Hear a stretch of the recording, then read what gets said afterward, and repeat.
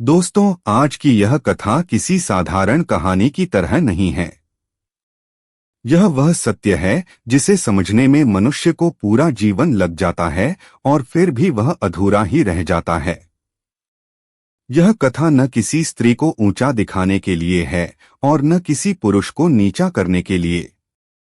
यह कथा केवल उस गहरे रहस्य को उजागर करती है जिसे स्वयं भगवान विष्णु ने देवताओं के सामने प्रकट किया था।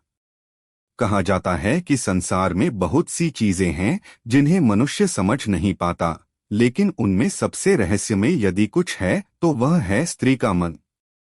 स्त्री त्याग की मूर्ति है, सहनशीलता की प्रतिमा है, प्रेम का सागर है। वह अपने माता पिता को छोड़ देती है, अपना घर छोड़ देती है, अपनी पहचान तक को रिश्तों के लिए पीछे छोड़ देती है। वह पत्नी बनकर पति के साथ हर सुख दुख में खड़ी रहती है और मां बनकर अपने अस्तित्व को बच्चों में घोल देती है। फिर भी उसके भीतर एक ऐसा कोना होता है जिसे वह मरते दम तक किसी को नहीं देती। बहुत प्राचीन समय की बात है। देवलोक में एक भव्य सभा आयोजित थी। आकाश में दिव्य प्रकाश फैला हुआ था। चारों ओर शांति थी। उस सभा में ब्रह्मा जी, महादेव, इंद्र, अग्नि, वरुण, सूर्य, चंद्र और नारद मुनि सहित सभी देवता उपस्थित थे। सभी देवताओं के बीच भगवान विष्णु अपने शेषनाग पर विराजमान थे। तभी नारद मुनि के मन में एक प्रश्न उठा।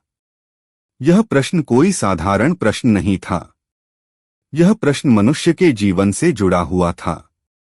नारद मुनि ने अपनी वीणा एक ओर रखी और विनम्र स्वर में बोले, प्रभु, आप ही सृष्टि के पालन करता हैं।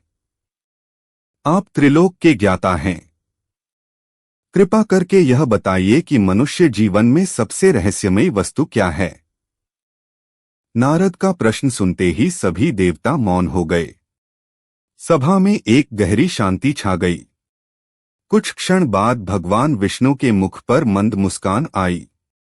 उन्होंने कहा, नारद, संसार की सबसे रहस्यमयी वस्तु है स्त्री का हृदय। यह सुनते ही देवताओं के मन में अनेक विचार उठने लगे। नारद मुनि ने फिर प्रश्न किया, प्रभु, स्त्री तो त्याग की प्रतिमूर्ति मानी जाती है। वह अपने माता पिता, अपना घर, अपना सुख सब कुछ छोड़ देती है। वह तो सब कुछ दे देती है, फिर ऐसा क्या है जो वह कभी नहीं देती। भगवान विष्णु ने अपनी आंखें बंद की और बोले, नारद, इस प्रश्न का उत्तर शब्दों में नहीं, एक कथा में छिपा है। इसके बाद भगवान विष्णु ने एक प्राचीन राज्य की कथा सुनानी शुरू की। वह राज्य समृद्ध था, प्रजा सुखी थी और उसका राजा धर्म के मार्ग पर चलने वाला था। राजा न्यायप्रिय था, पर उसके भीतर एक कमी थी। वह प्रेम को समझता नहीं था, वह प्रेम को अधिकार समझता था। उसकी रानी अत्यंत सरल स्वभाव की थी। वह दिखावे में सुंदर नहीं थी, लेकिन उसके भीतर अपार समर्पण था। वह अपने पति से निस्वार्थ प्रेम करती थी, पर कभी अपने प्रेम को शब्दों में नहीं कहती थी। समय बीतता गया। एक दिन राजा को युद्ध में गंभीर चोट लग गई। वैद्य ने साफ शब्दों में कह दिया कि राजा का अंत निकट है। राजा मृत्युशैया पर पड़ा था। उसके मन में भय नहीं था, बल्कि एक अधूरापन था। उसने रानी को पास बुलाया और कहा, मैंने जीवन भर तुम्हें सब कुछ दिया, अब तुम मुझे अपना सब कुछ दे दो। रानी की आंखों से आंसू बहने लगे। उसने बिना किसी विरोध के अपने सारे आभूषण राजा को दे दिए। उसने अपने सुख, अपने सम्मान, अपने सपने सब कुछ अर्पित कर दिया। उसने यहाँ तक कहा कि यदि संभव हो तो वह अपने प्राण भी राजा को दे दे। लेकिन राजा का मन फिर भी शांत नहीं हुआ। उसने महसूस किया कि रानी ने सब कुछ दे दिया, फिर भी कुछ शेष है। राजा ने अंतिम शक्ति जुटाकर पूछा, तुमने सब कुछ दे दिया, फिर भी ऐसा क्या है जो तुमने मुझे नहीं दिया। रानी कुछ क्षण चुप रही। उसके चेहरे पर कोई भय नहीं था, कोई अपराधबोध नहीं था। उसने शांत स्वर में कहा, स्वामी, मैंने अपना तन दे दिया, अपना जीवन दे दिया, लेकिन अपने मन का वह अंतिम अंश मैं नहीं दे सकती। यह सुनते ही राजा की आंखें भर आईं। उसे पहली बार समझ आया कि प्रेम का अर्थ अधिकार नहीं होता। भगवान विष्णु ने नारद से कहा, नारद, यही वह सत्य है।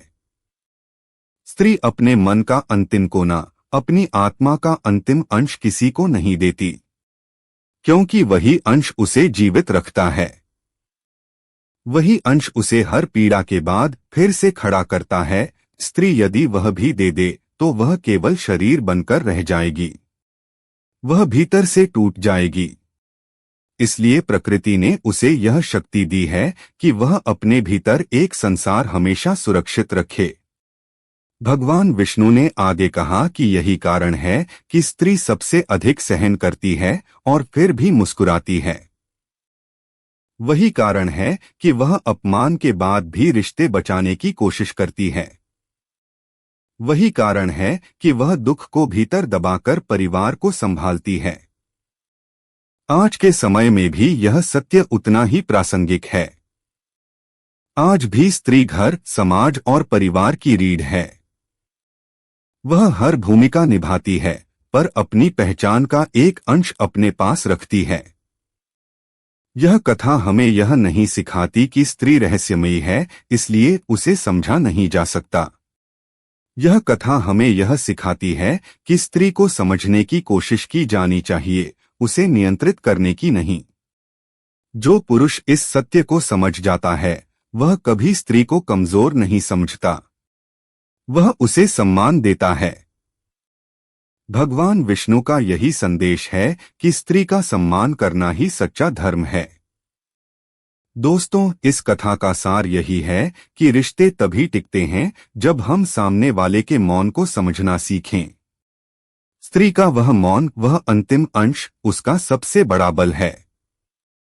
यदि यह कथा आपके मन में सोच जगाती है, यदि यह आपको किसी स्त्री के प्रति और अधिक संवेदनशील बनाती है, तो समझिए कि भगवान विष्णु का संदेश आप तक पहुंच गया है।